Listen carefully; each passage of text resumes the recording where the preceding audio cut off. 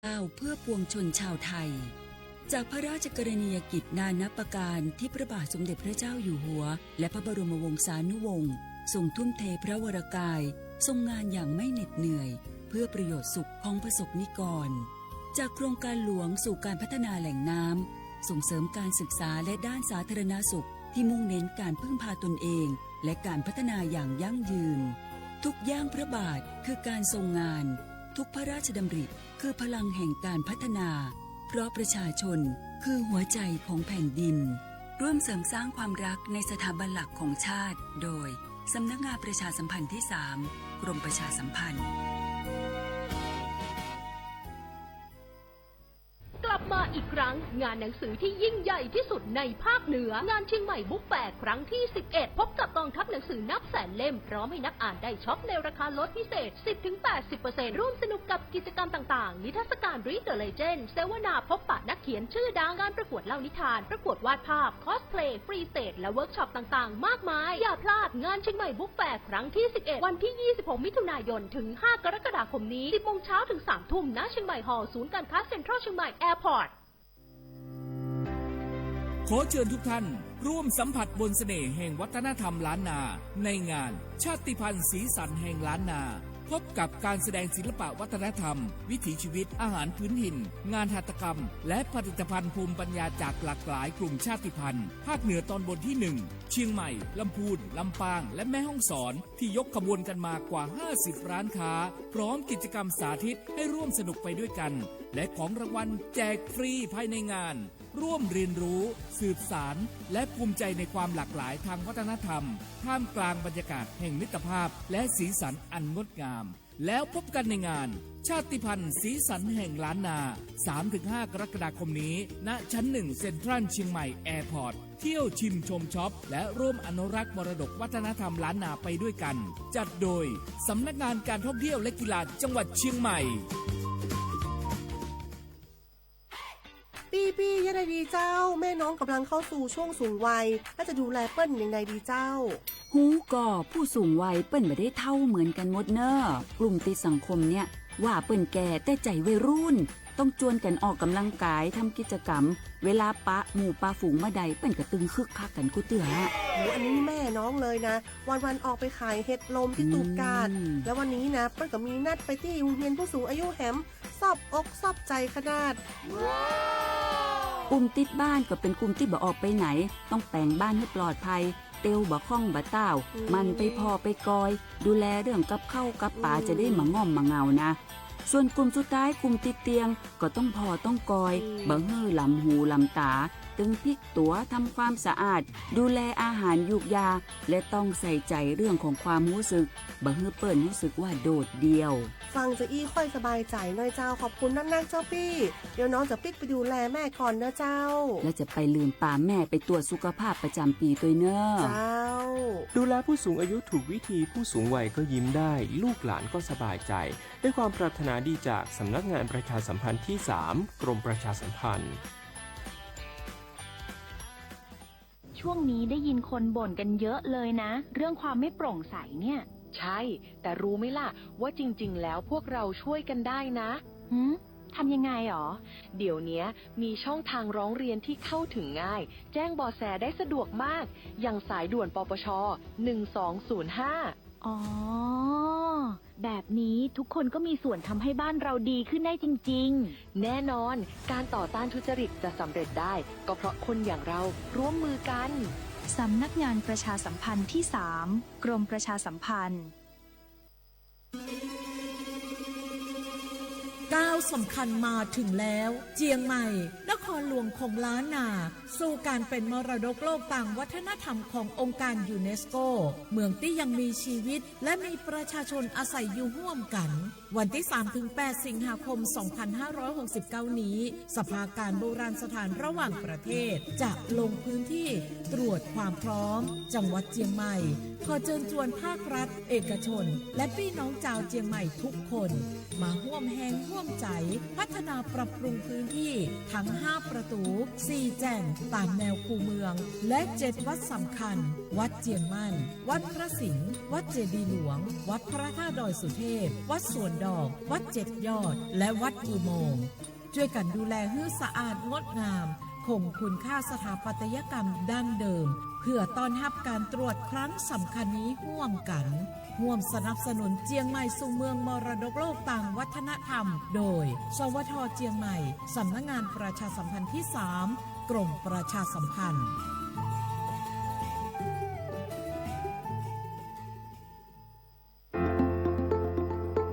ขอเชิญคุณผู้ฟังพบกับรายการคุยสบายยามบ่าย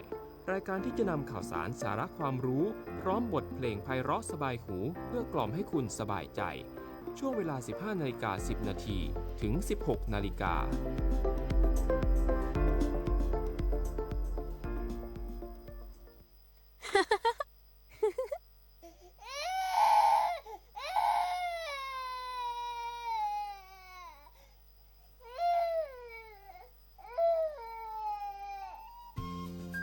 อย่าปล่อยให้ไข้หวัดธรรมดาซ่อนภัยร้าย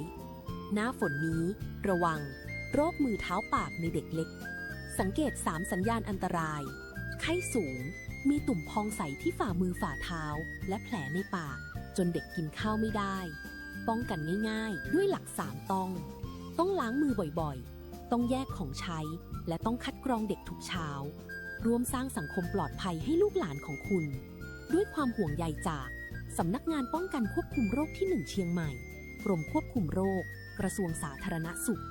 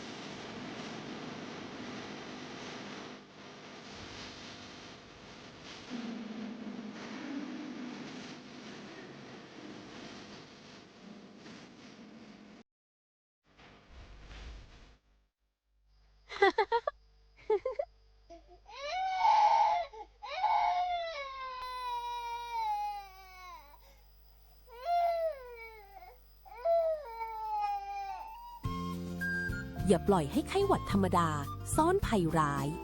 หน้าฝนนี้ระวังโรคมือเท้าปากในเด็กเล็กสังเกต3สัญญาณอันตรายไข้สูงมีตุ่มพองใสที่ฝ่ามือฝ่าเท้าและแผลในปากจนเด็กกินข้าวไม่ได้ป้องกันง่ายๆด้วยหลัก3ต้อ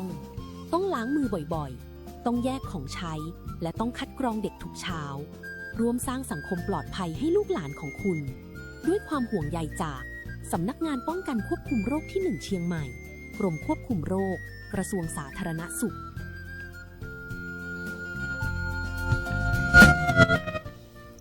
สวัสดีเจ้าสวัสดีคุณฟังทุกท่านนะเจ้าต้อนรับคุณฟังทุกท่านเข้าสู่รายการคุยสบายยามบ่ายนะเจ้าในช่วงของรู้ทันโรคกับสำนักงานป้องกันควบคุมโรคที่1เชียงใหม่นะเจ้าวันนี้ขออนุญาตเป็นภาษากำเมืองเนาะกับบรรยากาศวันศุกร์แล้วก็บรรยากาศน่าจะมีฝนนะเจ้า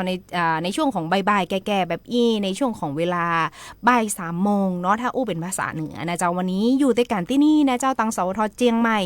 FM 93.25 เมกะเฮิรตซ์รวมถึงคุณผู้ฟังที่รับชมรับฟังทางแฟนเพจกันตัวยนะเจ้าที่สวทเชียงใหม่ PRD เนาะอู้ชากันได้นะเจ้าในเรื่องของโรคและภัยสุขภาพนะเจ้าบอกว่าจะเป็นโรคอันยังหรือว่าภัยอันยังก็จ้างที่จะส่งผลกระทบต่อสุขภาพของเฮานะเจ้าสำนักงานป้องกันควบคุมโรคที่1เชียงใหม่เองก็จะได้มานะเจ้าแนะนำอู้จากกันเนาะหรือว่าจะมา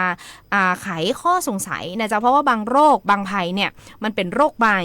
บางโรคบางภัยก็เป็นโรคเก่าที่มันหายไปเมื่อละปิกมาระบาดแหมแต่บางโรคบางภัยเนี่ยก็เป็นโรคที่เกิดขึ้นตลอดนะเจ้าบอกว่าจะเป็นทุกช่วงฤดูกาลนะเจ้าวันนี้อู้จากกันเช่นเคยนะเจ้ากับน้องนานอังสุมารีบุญสูงนะเจ้าแล้วก็แหม1ท่านที่จะได้มาอู้จากกับคุณผู้ฟังต่างบ้านนะเจ้าวันนี้คุณสุภกิจคำปันนะเจ้านักวิชาการสาธารณสุขหรือว่าไอฟอร์ดนะเจ้าอู้จากกันกับในเรื่องของมือเท้าปากเช็คก่อนไม่แชร์โรคนะเจ้าซึ่งถามว่ามือเท้าปากเนี่ยเขาเคยอู้จากกันหลายๆเตื้อหลายๆครั้งแต่ว่าในเตื้อเนี้ยปิกมาอู้กันแห่ใหม่เนื่องจากว่าโรงเรียนเปิดเทอมแล้วในช่วงเนี้ยเป็นช่วงหน้าฝนนะเจ้าก็อาจจะมีการระบาดมีการเกิดโรคนี้เกิดขึ้นในหลายโรงเรียนในหลายพื้นที่นะเจ้าวันนี้ไอฟอร์ดคนรอของเฮาได้มาอู้จากกับเฮาแน่นอนขออนุญาตทักทายไอฟอร์ดกันก่อนเลยนะเจ้าสวัสดีเจ้าครับสวัสดีครับขอสวัสดีน้องนานอังสุมาลีนะครับคุณผู้ชมทางบ้านนะครับผมแล้วก็คุณผู้ฟังตัวนะครับผมสุภกิจคำปันนะครับนักวิชาการสาธารณสุขนะครับกลุ่มโรคติดต่อนะครับสำนักงานป้องกันควบคุมโรคที่1เชียงใหม่ครับผมเจ้าก็เสียงรอหน้าตาดีนะเจ้าใครจะมาเปิ้นของไหวได้ สมัครนะเจ้าจะมักเป็น FC ก็เชิญได้นะเจ้าก่อนเนี่ยวันเนี้ยไอฟอร์ดเนาะมาอู้จากกันในเรื่องของโรคมือเท้าปากเช็คก่อนไม่แชร์โรคซึ่งได้อู้กับคุณฟังไปแต่กี้ว่าในช่วงเนี้ยเป็นช่วงฤดูฝนเป็นช่วงเรียนเปิดเทอมแล้วมันจะมีการระบาดของโรคมือเท้าปากเกิดขึ้นนะเจ้าซึ่งในช่วงปิดเทอมแล้วก็ฤดูฝนจะทำไมหรือว่าเนี่ยใดนะเจ้าโรคมือเท้าปากระบาดในช่วงนี้นักแล้วก็มักจะปะในละอ่อนน้อยนะจะรวมถึงสถานการณ์ของโรคมือเท้าปากตอนเนี้ยเป็นอย่างไรพ่องครับผมครับสิ่งที่ต้องเฝ้าระวังนะครับที่มันเป็นภัยเงียบเลยเนาะที่มากับพร้อมกับสายฝนหรือฤดูฝนในช่วงเปิดเทอมนะครับก็จะมีการแพร่ระบาดนะครับของโรคติดต่อในเด็กนะครับที่เป็นห่วงแล้วก็น่ากังวลที่สุดแถมโรคหนึ่งนะครับก็คือโรคมือเท้าปากนะครับแฮนด์ฟุตเมาส์นะครับเนาะโดยเฉพาะกลุ่มวัยเรียนนะครับที่ต้องใช้ชีวิตร่วมกันนะครับในสภาพแวดล้อมที่มีความแออัดนะครับบอกว่าจะเป็นศูนย์เด็กเล็กนะครับโรงเรียนอนุบาลนะครับสถานที่รับเลี้ยงเด็กในชุมชนหรือตามสนามเด็กเล่นนะครับลักษณะการติดเชื้อนี่มันง่ายขนาดเลยนะครับแล้วก็ช่องทางการติดเชื้อเนี่ยมันมีความหลากหลายนะครับจึงทำให้เด็กเนาะติดเชื้อได้ง่ายตัวนะครับแล้วก็เป็นกลุ่มที่ต้องเฝ้าระวังเป็นพิเศษนะครับผมข้อมูลล่าสุดนะครับจากข้อมูลระบบเฝ้าระวังโรคดิจิตอลนะครับ DDS นะครับของกองระบาดวิทยากรมควบคุมโรคนะครับตั้งแต่วันที่1มกราคมนะครับถึงวันที่30มิถุนายนนะครับ2519นะครับพบผู้ป่วยโรคมือเท้าปากเนี่ยครับสะสมอยู่ที่17,835 รายนะครับและยังมาพบการเสียชีวิตเตื้อนะครับเนาะโดยจำนวนผู้ป่วยในปีนี้นะครับยังต่ำกว่าปีที่แล้วอยู่ครับในช่วงเวลาเดียวกันนะครับแล้วก็กลุ่มเด็กเล็กนะครับอายุ 0-4 ปีนะครับมีจำนวนผู้ป่วยนะครับที่สูงสุดนะครับอย่างหันได้ชัดเนาะลงมานะครับจะเป็นอายุ 5-9 ปีนะครับแล้วก็อายุ 10-14 ปีตามลำดับตัวนะครับ ส่วนภาคเหนือนะครับจะเป็นพื้นที่ที่มีอัตราป่วยนะครับสูงสุดนะครับซึ่งโรคเนี่ยนะครับเนาะในรายที่บรรุนแรงนะครับอาจจะหายได้เองนะครับภายใน 5-7 วันนะครับแล้วก็แต่สำหรับเด็กบางรายนะครับโรคเนี่ยอาจจะนำไปสู่เปิ้นของว่าภาวะแทรกซ้อนนะครับหรือว่าเป็นถึงขั้นวิกฤตได้ตัวเองนะครับอันนี้สำหรับสถานการณ์นะครับแล้วก็ทำไมช่วงเปิดเทอมในฤดูฝนถึงมือเท้าปากระบาดครับผมจริงๆแล้วมันถ้าถามว่ามันระบาดทั้งปีก็ว่าได้นะจ๊ะแต่ว่ามันจะปะนักสุดเนาะในช่วงของฤดูฝนมันอาจจะประกอบกับสิ่งแวดล้อมตัวนะจ๊ะที่มีฝนตกแล้วก็อาจจะหลายๆอย่างตัวนะจ๊ะซึ่งโรคมือเท้าปากเนี่ยมันจะติดต่อได้อย่างไรแล้วก็เชื้อนะจ๊ะสามารถไปสู่คือการติดต่อเนี่ยสามารถเผยแพร่หรือว่าจะติดต่อกันในช่องทางใดได้พ้องเจ้าเพราะว่าบางทีแล้วเนี่ยเฮาอู้จากกันไปเฮาลืมเนาะเฮามาทบทวนกันดีกว่าว่าโรคมือเท้าปากเนี่ยมันติดต่อกันได้อย่างไรแล้วก็การติดต่อกันเนี่ยมันแพร่ไปได้อย่างไรเพราะบางทีแล้วเฮามองว่ามันอาจจะไม่มีการติดเชื้อหรือว่ามันติดเชื้อได้อย่างไรบางทีเฮาก็เพราะว่าหลายๆโรคมันก็มีการติดต่อคล้ายๆกันนะเจ้าครับผมอย่างแรกเรามาทำความรู้จักนะครับของโรคมือเท้าปากนะครับโรคมือเท้าปากก็ตรงๆเลยนะครับก็จะเกิดที่มือเท้าปากนะครับเนาะเกิดจากการติดเชื้อเอนโทโรไวรัสนะครับซึ่งจะบอกว่ามีหลายสายพันธุ์ตัวนะครับสายพันธุ์ที่พบบ่อยในประเทศไทยนะครับก็จะเป็นคอสกีไวรัสนะครับก็จะเป็น A16 นะครับเนาะสายพันธุ์นี้นะครับจะมีอาการที่บารุนแรงนะครับแต่มักจะหายเองนะครับภายใน 7-10 วันนะครับลองลงมานะครับก็จะเป็นสายพันธุ์เอนโทโรไวรัสนะครับหรือเปิ้นฮ้องว่าEV นะครับ71นะครับสายพันธุ์ชนิดนี้จะมีความรุนแรงสูงนะครับแล้วก็ทำให้เกิดภาวะแทรกซ้อนนะครับจากภาวะทางสมองนะครับที่อันตรายถึงขั้นเสียชีวิตได้ตัวนะครับสายพันธุ์ EV 71นะครับแล้วก็จากการเฝ้าระวังนะครับทางห้องปฏิบัติการในปี 2519 ของเรานะครับพบสายพันธุ์คอกสกีไวรัสหรือว่า A16 เนี่ยนะครับถึง36.36% เลยครับผมโรคมือเท้าปากอย่างที่เฮาฮู้กันนะครับว่าการติดต่อนะครับมันจะติดต่อนะครับผ่านละอองฝอยจากการไอจามนะครับของคนที่ติดเชื้อเนาะของคนที่ป่วยนั่นแหละครับแล้วก็จากนั้นปุ๊บพอเฮาไปสัมผัสกับน้ำลายเนาะครับอุจจาระหรือเปิ้นฮ้องว่าของผู้ติดเชื้อนะครับเฮาจะครับแม่นครับเฮาก็จะมาสัมผัสกับตาปากจมูกนะครับเนาะก็จะเป็นที่เพาะเชื้อได้ตัวนะครับรวมไปถึงการสัมผัสโดยตรงนะครับก็อย่างเช่นแผลที่มันพุพองจากผู้ติดเชื้อเลยก็คือเป็นคนที่ติดเชื้อเลยครับผมก็มีโอกาสที่จะเป็นได้เหมือนกันนะครับรวมไปถึงการจูบการฟาดการกอดผู้มีเชื้อนะครับเนาะอยู่ใกล้ชิดครับผมก็จะติดได้เหมือนกันนะครับแล้วก็อันสุดท้ายก็จะเป็นในเรื่องของอุปกรณ์นะครับที่รับประทานอาหารถ้วยผ้าเช็ดตัวนะครับแก้วน้ำรวมไปถึงเสื้อผ้าที่ใช้ร่วมกันการสัมผัสของเล่นนะครับลูกบิดนะครับหรือสิ่งของอื่นนะครับก็จะมีโอกาสปนเปื้อนเนาะมีการปนเปื้อนขึ้นมาพอเฮามาสัมผัสที่ตาจมูกปากเนี่ยก็จะทำให้ป่วยได้เหมือนกันครับโรคนี้นะครับเปิ้นฮ้องว่าสามารถเป็นซ้ำได้นะครับเนื่องจากภูมิคุ้มกันเนี่ยที่เกิดขึ้นในผู้ป่วยเนี่ยครับที่หายจากการติดเชื้อสายพันธุ์นั้นแล้วนะครับอาจจะมาป้องกันสายพันธุ์ใหม่ได้ครับผมแม้เปิ้นฮ้องว่าแม้จะอยู่ในเปิ้นฮ้องกลุ่มย่อยในไวรัสเดียวกันก็ตามเฮาก็มีโอกาสที่จะเป็นซ้ำได้เหมือนกันครับผมอันนี้ขอขยายความหน่อยนะเจ้าคือคุณฟังอาจจะงงว่าโรคมือเท้าปากที่เรารู้จักกันเนี่ยมันมีชนิดเดียวมันมีตัวเดียวจริงๆแล้วมันมีหลายสายพันธุ์อย่างที่ไอ้ฟอร์ดได้อู้ไปนะเจ้าทีเนี้ยละอ่อนบางคนหรือว่าผู้ใหญ่บางคนหรือว่าผู้ป่วยที่เคยเป็นโรคมือเท้าปากมาแล้วคิดว่ามันเหมือนน่าจะเป็นละครับผมเพราะเขาเป็นมาแล้วเหมือนหลายๆโรคที่ว่าติดมาแล้วแบบยังภูมิยังมีอยู่แล้วสามารถจะติดเชื้อซ้ำได้หรือว่าปิ๊กมาเป็นโรคนี้ซ้ำได้แต่จริงๆแล้วโรคมือเท้าปากก็คือปิ๊กมาเป็นได้ครับปิ๊กมาเป็นได้แล้วก็เป็นนี่คือต่อคนเนี่ยเป็นหลายรอบได้แม่นก็จะแม่นครับผมถ้ายังไปสัมผัสเชื้อโรคมาอยู่เนาะแม่นครับจะร้ายแรงในเด็กครับผมครับแต่สำหรับผู้ใหญ่เนี่ยมันจะมีภูมิคุ้มกันหลายอย่างเนาะแบบโตแล้วนะครับภูมิคุ้มกันเฮาสมบูรณ์ตัวอย่างเงี้ยครับแล้วก็มีโอกาสที่จะเปิ้นฮ้องว่าบ่เป็นซ้ำสูงนะครับแต่ถ้าเด็กนี่อาจจะมีซ้ำเพราะว่าไวรัสมีหลายตัวนะครับผมอันเนี้ยที่อย่างเฮาต้องมาเฝ้าระวังละอ่อนน้อยนะเจ้าหรือว่าน้องๆหนูๆที่กำลังวัยหน้า5กำลังวัยเข้าเรียนเนาะเพราะเนื่องจากว่าน้องๆหนูๆเนี่ยภูมิคุ้มกันก็ยังบ่แข็งแรงเหมือนคนใหญ่นะเจ้าเท่าง่ายๆเนาะว่าน้องยังมามีภูมิคุ้มกันที่แข็งแรงพอนะเจ้าโรคเหล่านี้อาจจะเป็นซ้ำได้ถึงแม้ว่าเคยเป็นมาแล้วเคยป่วยมาแล้ว บางคนก็ตั้งข้อคำถามเหมือนกันแต่ว่าบ่สามารถที่จะถามหรือสอบถามไปทางใดได้ว่าเนี่ยใดปีแล้วลูกข้าเจ้าก็เป็นปีนี้ปิกมาเป็นแหมในช่วงฤดูหน้าฝนในช่วงฤดูการระบาดของโรคนะเจ้าก็อย่างที่ไอ้ฟอร์ดอู้ไปนะเจ้าคุณผู้ฟังเจ้าว่าโรคมือเท้าปากมันมีหลายสายพันธุ์มีหลายชนิดเนาะถึงแม้ว่าน้องเป็นปีแล้วแต่ปีเนี้ยปิกมาแล้วเฮายังบ่เกิดการป้องกันเตื้อหรือว่าเฮาลืมก็ดีนะเจ้าหรือว่าน้องไปติดโรคมาแล้วอันเนี้ยก็อาจจะเป็นซ้ำได้นะเจ้าในส่วนของโรคมือเท้าปากเองนะเจ้าทีนี้มาดูทางด้านผู้ปกครองกันพ่องว่าอีพ่ออีแม่ผู้ดูแลน้องๆหนูๆนะเจ้าจะสังเกตอย่างใดในการอาการเริ่มต้นของโรคมือเท้าปากว่าเขาจะพออย่างใดว่ามันเข้าข่ายอาการว่าอันเนี้ยมันคล้ายมากเลยกับโรคมือเท้าปากแล้วเขาจะยี่อย่างใดต่อเขาต้องไปหาหมอเลยก่อนหรือว่าจะต้องสังเกตอาการน้องๆอย่างไรเจ้าครับผมอย่างแรกเลยนะครับอาการที่หันได้ชัดของเด็กหรือลูกเฮานะครับผมเนาะก็จะมีเด็กจะมีอาการซึมลงนะครับบัดเล่นนะครับเนาะแล้วก็บัดรับประทานอาหารหรือนมเลยนะครับ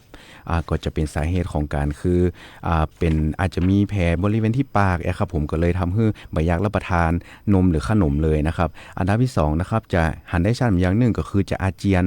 กินอย่างปุ๊บก็จะอาเจียนออกมาเลยแต่เป็นอาเจียนที่รุนแรงครับผมเนาะ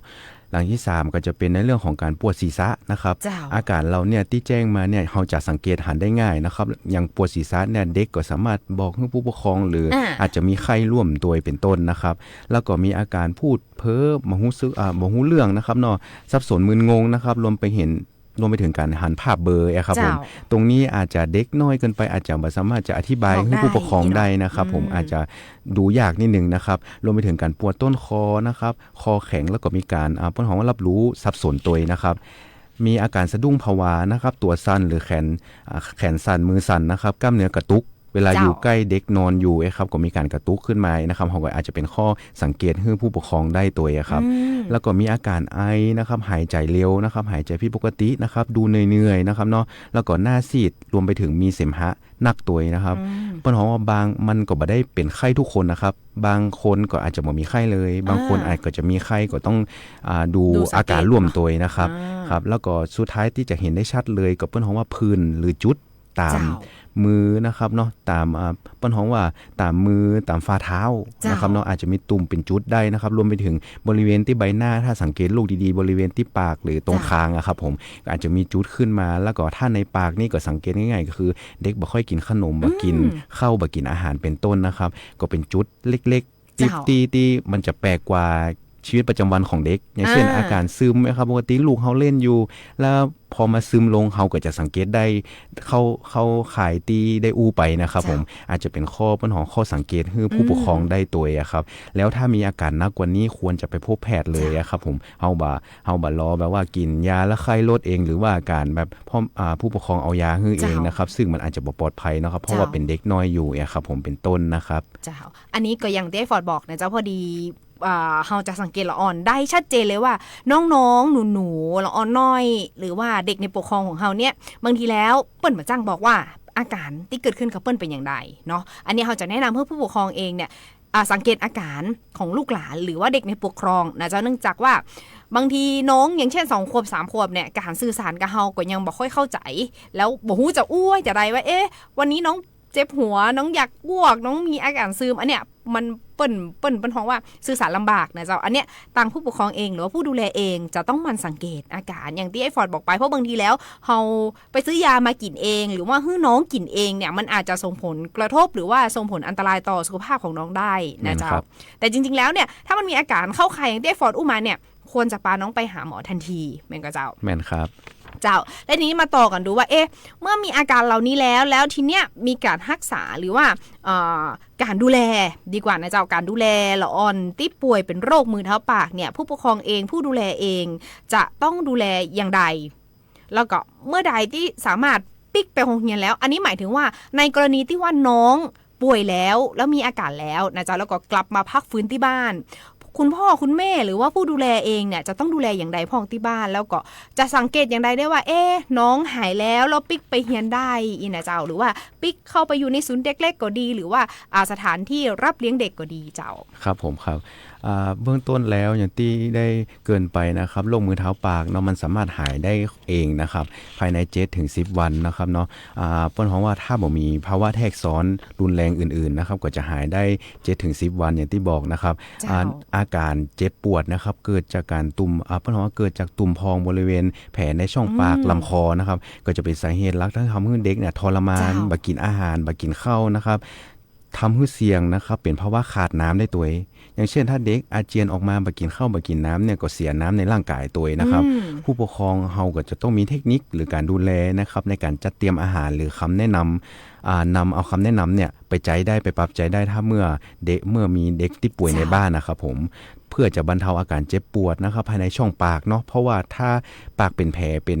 เปิ้นฮ้องว่าเป็นหนองมาปุ๊บเนี่ยเด็กก็จะไปกินข้าวไปกินอาหารอยู่แล้วนะครับเพื่อจะกระตุ้นให้เด็กนะครับกินอาหารได้มากขึ้นกว่าเดิมเนาะแล้วก็รวมไปถึงการได้รับสารอาหารหรือน้ำเนี่ยครับที่มันเพียงพอนะครับโดยจะแนะนำการดูแลนะครับการเตรียมอาหารเบื้องต้นเนาะอย่างแรกนะครับการดูแลเฮาก็จะเป็นการบ้วนปากด้วยน้ำเกลือนะครับเฮาควรจะมีน้ำเกลือเพื่อบ้วนปากเพื่อบรรเทาอาการอักเสบหรือการเจ็บปวดในช่องปากเป็นการฆ่าเชื้อในช่องปากนะครับเนาะหลังจากนั้นปุ๊บเนี่ยเฮาก็จะงดการกินนะครับผลไม้รสเปรี้ยวนะครับน้ำส้มเนาะโซดาเพราะมันมีกรดนะครับเนาะจะสร้างเพื่อหัวการระคายเคืองหรือไปกัดในช่องปากได้นะครับแล้วก็เปิ้นว่าสามารถ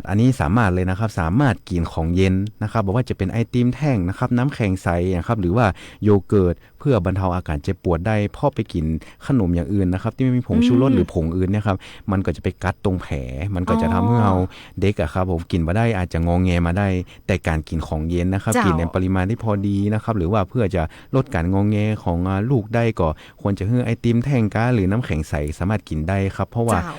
สิ่งเหล่านี้ที่แนะนำไปเนี่ยมันจะเป็นอาหารอ่อนเหลวตัวครับผมแล้วก็รวมไปถึงการกินอาหารอ่อนนะครับในเด็กเล็กนะครับแล้วก็การป้อนนมแทนการดูดพอดูดเนี่ยครับจะทำให้เปิ้นฮ้องว่าระคายเคืองต่อแผลนะครับแล้วรวมไปถึงการป้อนนมนะครับจะช่วยลดการอาการเจ็บตัวนะครับจากแผลในช่องปากครับอันนี้แล้วก็สุดท้ายก็จะเป็นในเรื่องของการเช็ดตัวคณะไข้เนาะเพื่อจากการลดไข้นะครับเพื่อจะลดไข้บ่ให้มีไข้สูงนะครับรวมไปถึงการกินยาบรรเทาอาการไข้ก็เช่นพาราเซตามอลนะครับไอบูโพรเฟนนะครับเปิ้นฮ้องว่าหลีกเลี่ยงเลยที่สำคัญที่สุดคือหลีกเลี่ยงยาแอสไพรินนะครับในเด็กเนาะแต่สามารถกินยาแก้แพ้ร่วมกับยาแก้คันนะครับเพื่อเปิ้นฮ้องว่าการระคายเคืองหรือแก้คันของผิวหนังได้อันนี้ครับส่วนยาแก้แพ้เนี่ยเขาก็ต้องมาปรึกษาหมอหรือเภสัชแห่งกำหนึ่งก่อนกินนี่นะครับเนาะเพราะมันจะช่วยลดคันได้ตัวครับผมอันนี้เป็นเบื้องต้นของการคำแนะนำในเรื่องของอาหารแล้วก็การดูแลสำหรับลูกของเฮานะครับเนาะเพราะว่าเวลาป่วยมาเนี่ยครับเด็กบ่กินอย่างเลยครับผมพอเด็กบ่กินบ่เล่นบ่มีอาการซึมปุ๊บเนี่ยพ่อแม่ก็จะเปิ้นฮ้องว่าตุกใจนะครับเนาะเพื่อจะหาวิธีอย่างใดอันนี้เฮาก็แนะนำในเรื่องของอาหารในเรื่องของการเปิ้นฮ้องว่าดูแลรักษาเบื้องต้นไปตัวครับผมเจ้าก็อย่างไอ้ฟอร์ดบอกไปนะเจ้าว่าจริงๆแล้วเนี่ยหลังจากที่มีอาการแล้วเราไปพบแพทย์มาแพทย์หรือพยาบาลหรือเภสัชเองเปิ้นก็จะแนะนำในเรื่องของการรับประทานยาการดูแลนะเจ้าแต่ทีเนี้ยบางทีแล้วเฮาปิกบ้านมาเฮาก็กังวลเนาะว่าน้องซึมน้องบอกให้กินข้าวเลยเพราะอันอย่างเพราะว่าโรคมือเท้าปากมันก็จะมีแผลมีตุ่มเฉพาะโรคนะเจ้าซึ่งเฉพาะโรคนี้บ่ได้ว่าร้ายแรงอะไรอย่างนะเจ้าแต่ว่าสำหรับละอ่อนน้อยแล้วมันก็จะเจ็บปวดเนาะสำหรับน้องที่อู้บาปยังสื่อสารกับผู้ใหญ่ยังบอกค่อยเข้าใจอีนะเจ้าแต่การแนะนำของไอ้ฟอร์ดก็ดีมากเลยนะเจ้าเพิ่งรู้ว่าโรคมือเท้าปากเนี่ยควรหลีกเลี่ยงอาหารที่มีรสเปรี้ยวเนาะบอกว่าจะเป็นซ่าๆอย่างเช่นโซดาผลไม้เปรี้ยวนะเจ้าเพื่อลดการระคายเคืองแต่ที่สำคัญเนี่ยอันนี้เพิ่งทราบเลยว่าสามารถกินน้ำแข็งไอติมได้อันเนี้ยต้องทำความเข้าใจใหม่เลยนะเจ้าผู้ปกครองเองหรือว่าผู้ดูแลเด็กเองหรือว่าใครก็จ้างนะเจ้าที่มีละอ่อนที่กำลังป่วยเป็นโรคมือเท้าปากอยู่เนาะเพราะบางทีแล้วเนี่ยเราจะได้วัฒนธรรมที่ว่าบ่สามารถจะกินของเย็นได้บ่สามารถจะกินน้ำแข็งได้เนื่องจากกลัวน้องไอเพราะว่าไอติมก็หวานอยู่ละอีเนาะกลัวน้องไอก็อาจจะแพ้เพิ่มมากขึ้นจริงๆแล้วมันความเย็นนะเจ้ามันจะช่วยลดบรรเทาอาการเจ็บได้ครับ แต่ว่าจะไม่ให้น้องกินนักนะเจ้า เป็นครับ กิน ผม พอดีนะเจ้าคุณผู้ฟังเจ้ากินพอดีหม้อคือน้องหายยากหรือว่าหม้อคือน้องจื่นใจเนาะถ้าเป็นภาษาเมืองบ้านเฮานะเจ้าอันนี้ก็ฝากไว้ตัวนะเจ้าเดี๋ยวช่วงหน้าเราจะปิกมาอู้จ่ากันต่อตั้งด้านในเรื่องของโรงเรียนศูนย์พัฒนาเด็กเล็กว่าจะต้องเตรียมตัวอย่างไรจะต้องดูแลละอ่อนในปกครองอย่างไรเพราะว่าคุณครูหนึ่งท่านเนี่ยก็ดูแลน้องๆค่อนข้างที่จะหลายคนนะเจ้าเดี๋ยวช่วงหน้าไอ้ฟอร์ดจะปิกมาอู้จ่ากันในส่วนของโรงเรียนนะเจ้าศูนย์เด็กเล็กว่าจะต้องเฝ้าระวังอย่างไรแล้วก็มีมาตรการอย่างไรพ่องแต่ช่วงนี้ยั้งกันสักกรรมเจ้า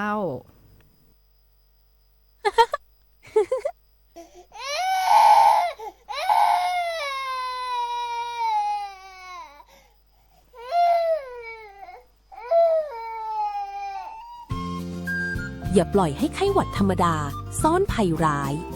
หน้าฝนนี้ระวังโรคมือเท้าปากในเด็กเล็กสังเกต3สัญญาณอันตรายไข้สูงมีตุ่มพองใสที่ฝ่ามือฝ่าเท้าและแผลในปากจนเด็กกินข้าวไม่ได้ป้องกันง่ายๆด้วยหลัก3ต้องล้างมือบ่อยๆต้องแยกของใช้และต้องคัดกรองเด็กทุกเช้าร่วมสร้างสังคมปลอดภัยให้ลูกหลานของคุณ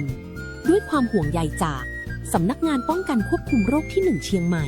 กรมควบคุมโรคกระทรวงสาธารณสุข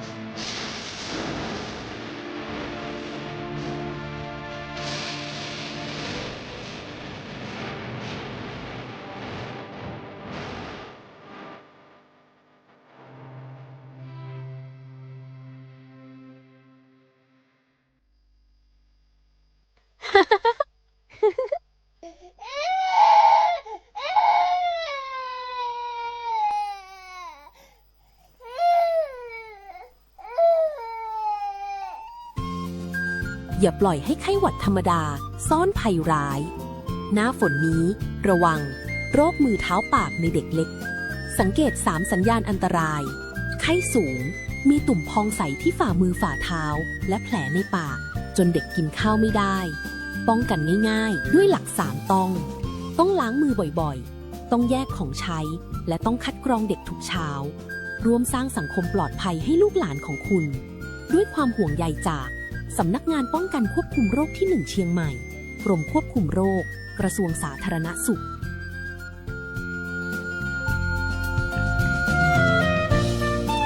ยังอยู่ด้วยกันนะเจ้ากับในเรื่องของโรคมือเท้าปากนะเจ้าก็อู้จ๋ากับไอ้ฟอร์ดนะเจ้าแนะนำเนาะแล้วก็รวมไปถึงทบทวนกันนะเจ้าว่าโรคมือเท้าปากเกิดจากเชื้อไวรัสตัวใดและมีกี่สายพันธุ์นะเจ้าติดต่อกันได้อย่างไรวันนี้ไอ้ฟอร์ดได้อู้จ๋ากันกับคุณผู้ฟังตังสวทเจียงใหม่นะเจ้า FM 93.25 เมกะเฮิรตซ์หรือคุณผู้ฟังที่รับชมรับฟังผ่านสวทเชียงใหม่ PRD กันตัวนะเจ้าทักทายกันได้หน้าแฟนเพจนะเจ้าเฮามีการไลฟ์สดเนาะอู้จ๋ากันนะเจ้าในเรื่องของโรคและภัยสุขภาพยังบ่หมดนะเจ้าในเรื่องของโรคมือเท้าปากเนาะเพราะอะไรอย่างเพราะว่าช่วงเนี้ยเป็นช่วงที่มีการระบาดหนักแล้วก็มันจะเหมือนกับครบรอบมันก็จะปิกมาแหมนะเจ้าในเรื่องของโรคมือเท้าปากดังนั้นเราก็จะมาย้ำกันแบบแล้วก็แนะนำนะเจ้าว่าควรป้องกันกันอย่างไรดูแลอย่างไรแต่ช่วงตอนต้นตะกี้เราอู้กันไปละในเรื่องของผู้ปกครองคนดูแลน้องๆหนูๆที่บ้านพ่อแม่นะเจ้าทีนี้เรามาดูทางด้านโรงเรียนศูนย์พัฒนาเด็กเล็กหรือว่าผู้ดูแลเด็กกันพ้องว่าเปิ้นมีมาตรการหรือว่าการเฝ้าระวังการป้องกันโรคมือเท้าปากเนี่ยอย่างใดพ้องในช่วงของการระบาดหรือว่าบาระบาดเราจะต้องดูแลละอ่อนอย่างใดแล้วมาตรการเปิ้นมีอย่างพ้องเจ้าครับผมเปิ้นฮ้องว่าสำหรับแนวทางนะครับในการดำเนินงานป้องกันควบคุมโรคมือเท้าปากนะครับแฮนด์ฟุตเมาส์นะครับเนาะอย่างแรกเลยนะครับสำหรับคุณครูแล้วก็ผู้ดูแลนะครับควรจะคัดกรองเด็กนะครับในทุกเช้าอย่างเคร่งครัดนะครับตอนที่จะเข้าโรงเรียนนะครับเนาะโดยการตรวจแล้วก็บันทึกสุขภาพของเด็กทุกคนนะครับเพื่อค้นหาเด็กที่มีอาการป่วยนะครับมีไข้มีไอน้ำมูกไหลแผลในปากรวมไปถึงอุจจาระร่วงตัวนะครับแล้วก็มีอาการผิดปกติอื่นๆนะครับบอกว่าอาจจะเป็นตาแดงนะครับคางทูมนะครับผิวหนังบวมนะครับรวมไปถึงแผลแดงอักเสบตัวบางทีอาจจะมีลายที่แบบว่าตุ่มน้ำเปิ้นฮ้องน้ำพองนะครับเนาะรวมไปถึงตุ่มหนองหรือมีบาดแผลตามร่างกายมันก็จะสกรีนหรือว่าคัดกรองตั้งแต่แรกที่เด็กเข้ามาจากโรงเรียนแล้วก็ง่ายเหมือนครูยืนอยู่หน้าโรงเรียนที่รับนักเรียนทุกเช้านะครับคือเป็นการคัดกรองเบื้องต้นเหมือนกันนะครับที่โรงเรียนเปิ้นจะมีมาตรการตัวนะครับอันที่2นะครับเปิ้นฮ้องว่าหลังจากที่เฮาเปิ้นฮ้องควบคุมแล้วนะครับหากพบเด็กป่วยนะครับจะต้องมีการป้องกันควบคุมเพื่อมาให้แพร่เชื้อนะครับไปกระจายไปสู่เด็กที่อยู่ในโรงเรียนนะครับเนาะโดยการแยกเด็กหั่นออกมานะครับแล้วก็รวมไปถึงแจ้งผู้ปกครองเลยนะครับสมมติว่าผู้ปกครองปิกบ้านไปแล้วเราอาจจะโทรแจ้งหรือประสานไปแจ้งผู้ปกครองนะครับเพื่อจะให้หยุดเรียนนะครับแล้วก็สังเกตอาการเฝ้าระวังลูกต่อเก่าจนกว่าจะหายดีครับผมหากเด็กนะครับป่วยเนาะแล้วก็เป็นโรคมือเท้าปากนะครับมากกว่า2รายนะครับภายในห้องเรียนเดียวกันใน1สัปดาห์ใน1อาทิตย์เนี่ยนะครับเนาะจะต้องมีการปิดห้องเรียนแล้วก็ปิดการห้องเรียนนะครับอย่างน้อย1วันเพื่อทำความสะอาดเพื่อบิ๊กคลีนนิ่งเดย์ในห้องเรียนนั้นนะครับเนาะแล้วก็มีการเฝ้าระวังคัดกรองเปิ้นฮ้องไว้เด็กนะครับผู้ป่วยเนี่ยที่ป่วยนะครับอย่างเข้มงวดแถม1อาทิตย์ดังนั้นเราก็จะต้องคุณครูก็จะต้องสังเกตอาการหรือถามไทยหรือมีการแจ้งเตือนให้ผู้ปกครองรายงานมาให้ทางคุณครูทราบนะครับว่ามีเด็กป่วยเพิ่มก่อนหรือมีอาการจะได้พ่องนะครับรวมไปถึงการทำความสะอาดเครื่องใช้นะครับของเล่นแล้วก็พื้นห้องอย่างที่บอกไปตะกี้บิ๊กคลีนนิ่งเดย์นะครับอย่างสม่ำเสมอโดยใช้น้ำยาทำความสะอาดที่เหมาะสมนะครับบอกว่าจะเป็นผงซักฟอกครับน้ำยาล้างจานสบู่หรือน้ำยาฆ่าเชื้อหรือสารละลายคลอรีนนะครับน้ำยาฟอกขาวนะครับผสมน้ำนะตามอัตราส่วนนะครับที่เหมาะสมในการบิ๊กคลีนนิ่งเดย์หรือทำความสะอาดอย่างสม่ำเสมอตัวนะครับรวมไปถึงอันสุดท้ายนะครับที่สำคัญที่ขาดไม่ได้เลยคือเป็นการส่งเสริมพฤติกรรมปัญหาอนามัยที่เหมาะสมนะครับก็คืออย่างเช่นการเน้นการล้างมือนะครับด้วยสบู่หรือน้ำสะอาดนะครับอย่างทุกวิธีนะครับ7ขั้นตอนนะครับ แล้วก็เปิ้นฮ้องว่าแต่ละสถานที่สถานศึกษาเนี่ยจะมีป้ายบอกนะครับแงนหน้าขึ้นตรงหน้าเฮานะครับตอนที่ล้างมืออ่างล้างมือก็จะมีป้ายบอก7ขั้นตอนในการล้างมืออยู่แล้วนะครับใช้เวลาบ่เมินเลยนะครับซึ่งจะแต่ละโรงเรียนที่ได้ลงพื้นที่ไปนะครับก็ได้สังเกตเห็นว่าซึมซับเด็กๆซึมซับแล้วก็เงยหน้าดูป้ายแล้วก็ล้างมือตามขั้นตอนนั้นนะครับเนาะแล้วก็ล้างมืออย่างใดพ้องนะครับก่อนการกินอาหารนะครับแล้วก็หลังการขับถ่ายตัวนะครับรวมไปถึงบางทีนะครับเด็กเนาะไปสัมผัสกับน้ำมูกน้ำลายมาหรือเปิ้นว่าสิ่งปนเปื้อนอื่นๆเนี่ยครับควรจะล้างมือเป็นสิ่งสำคัญที่สุดนะครับเพื่อจะเป็นเปิ้นว่าเป็นการส่งเสริมพฤติกรรมอนามัยของเด็กตัวนะครับผมเจ้าก็อันนี้เป็นคำแนะนำที่โรงเรียนศูนย์พัฒนาเด็กเล็กหรือว่าสถานที่รับเลี้ยงเด็กนะเจ้าควรจะมีมาตรการในการดูแลเนาะแล้วก็ดูว่าเฮาควรจะยิ่งใดถ้าเกิดว่ามันมีการเกิดอาการระบาดการป่วยเป็นโรคมือเท้าปากของน้องๆเกิดขึ้นนะเจ้าไอฟอร์ก็ได้แนะนำละทีเนี้ยในช่วงของท้ายๆของรายการJEนะเจ้าก็จะให้ไอฟอร์เนาะฝากถึงผู้ปกครองผู้ดูแลเด็กนะเจ้าหรือว่าพ่อแม่เนาะแล้วก็สถานศึกษาว่าจะมีแนวทางมีมาตรการร่วมไม้ร่วมมือกันอย่างไรในการป้องกันโรคมือเท้าปากในช่วงของเปิดเทอมแบบพองเจ้าครับผมสำหรับโรคมือเท้าปากนะครับแฮนด์ฟุตเมาส์นะครับมีเปิ้นฮ้องว่าหลายสายพันธุ์นะครับสายพันธุ์ที่รุนแรงถึงขั้นเสียชีวิตก็มีนะครับเนาะแล้วก็สายพันธุ์ที่บ่รุนแรงเลยนะครับซึ่งอย่างที่เล่าสถานการณ์นะครับไปในช่วงต้นนะครับในปี2569ของเฮานะครับอยากจะแนะนำคุณครูผู้ปกครองสถานศึกษานะครับในช่วงเปิดเทอมหรือฤดูฝนนะครับบอกว่าจะเป็นอย่างแรกเลยนะครับก็จะเป็นการคัดกรองแล้วก็แยกเด็กป่วยนะครับตั้งแต่แรกเด็กที่จะมาเข้าโรงเรียนเฮาเลยนะครับ2นะครับก็จะเป็นการทำความสะอาดหรือทำลายเชื้อนะครับการทำความสะอาดสิ่งของเครื่องใช้ของเล่นนะครับสำหรับเด็กอาคารสถานที่เนี่ยคือคำแนะนำไปแล้วว่าควรจะทำความสะอาดอย่างสม่ำเสมอนะครับเนาะและอันที่3นะครับก็จะเป็นในเรื่องของการเสริมสร้างให้เด็กมีสุขภาพที่ดีนะครับบอกว่าจะเป็นดูแลในเรื่องของการเด็กจะต้องได้รับวัคซีนครบก่อนนะครับเราก็จะมีสมุดหรือรีเช็คสมุดตัวนะครับเนาะและรวมไปถึงการเปิ้นว่าตามเกณฑ์ที่กำหนดก่อนนะครับวัคซีนที่เด็กได้รับนะครับเนาะอาจจะมีคำแนะนำหรือขอคำปรึกษาจากเจ้าหน้าที่หรือคุณหมอก็ได้นะครับแล้วก็การรับประทานอาหารที่สะอาดปรุงใหม่ปรุงสุกตัวนะครับเนาะคือครบ5หมู่นะครับแล้วก็สวมเสื้อผ้าให้เหมาะสมกับตามฤดูกาลตัวนะครับรวมไปถึงการพาเด็กไปออกกำลังกายอย่างสม่ำเสมอรวมไปถึงการพักผ่อนที่เพียงพอตัวครับส่วนอันที่4นะครับจะเป็นในเรื่องของการสร้างพฤติกรรมอนามัยนะครับอย่างติกี้นะครับเนาะพฤติกรรมอนามัยเนี่ยมันเป็นเรื่องสำคัญเลยนะครับเนาะแล้วก็ในการป้องกันควบคุมโรคนะครับพฤติกรรมอนามัยมีอย่างพ้องอย่างเช่นการล้างมือด้วยสบู่หรือเจลล้างมือบ่อยๆนะครับโดยเฉพาะก่อนรับประทานอาหารหรือหลังการขับถ่ายนะครับเนาะเพื่อเปิ้นเราไปสัมผัสสิ่งสกปรกมาแต่ละครั้งนะครับนอกจากลดการติดเชื้อหรือการแพร่ของเชื้อได้อย่างดีเลยครับและที่2จะเป็นการปิดปากปิดจมูกนะครับเนาะด้วยกระดาษทิชชู่นะครับเวลาไอหรือจามนะครับเนาะรวมไปถึงการหลีกเลี่ยงการนอนหรืออยู่แล้วก็รับในที่แออัดนะครับหรือไปชุมชนในที่แออัดตัวนะครับเนาะ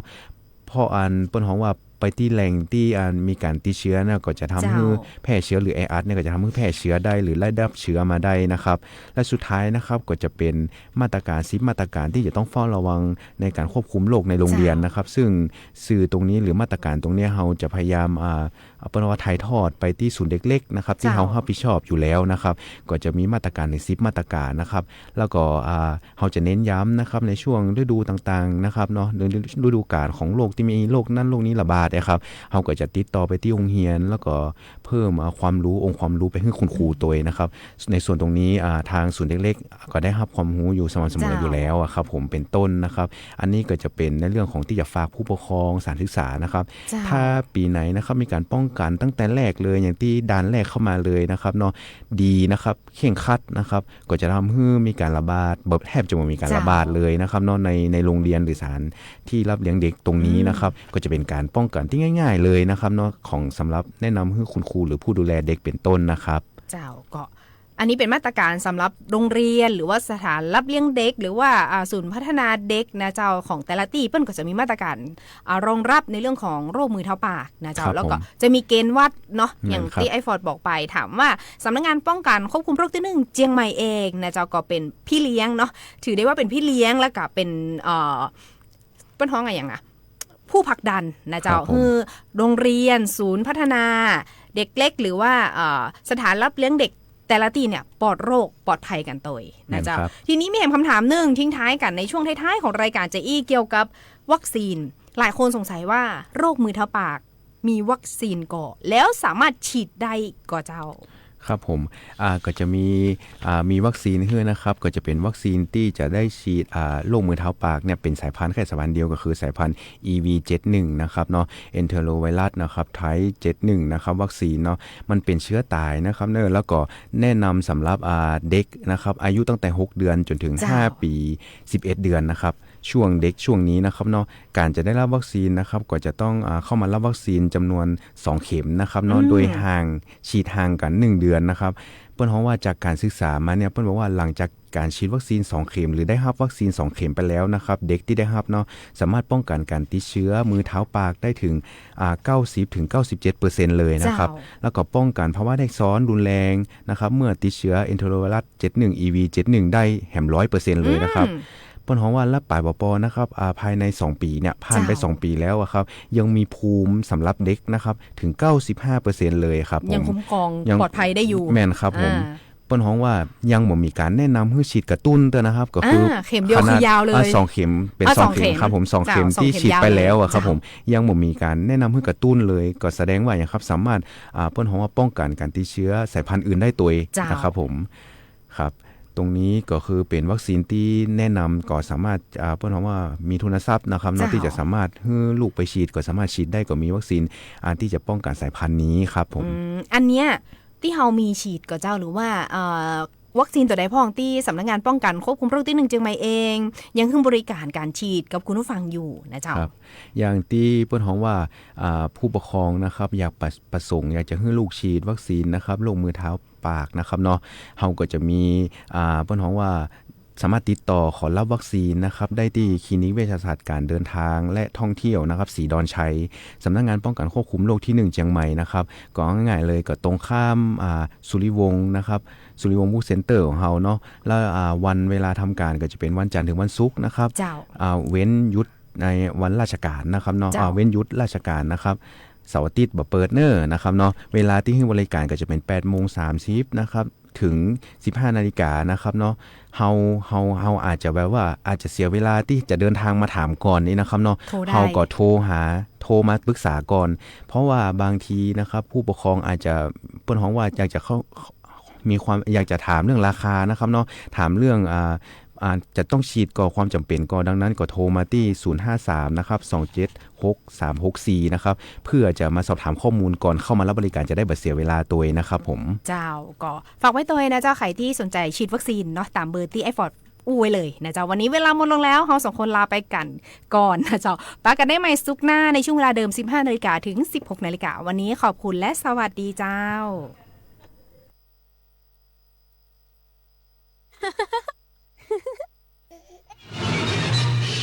สถานีวิทยุกระจายเสียงแห่งประเทศไทยและเครือข่ายทั่วประเทศเสนอข่าวต้นชั่วโมง